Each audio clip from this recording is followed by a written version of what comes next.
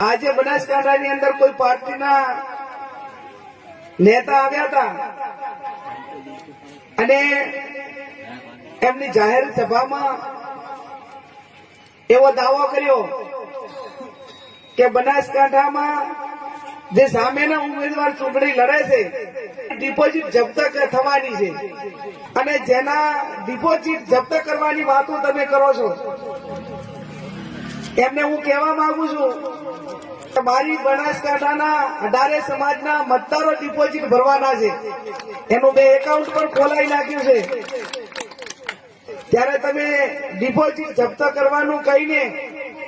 બનાસકાંઠાની જિલ્લાની જનતાનું મતદારોનું અપમાન કરો છો અને અપમાનનો બદલો એ બનાસકાંઠાની 18 આલમ 36 કોમ એ 7/5/2024 ના રોજ એ મતદાન કરીને તમારો અહંકારનો જવાબ એ બનાસકાંઠાની જનતા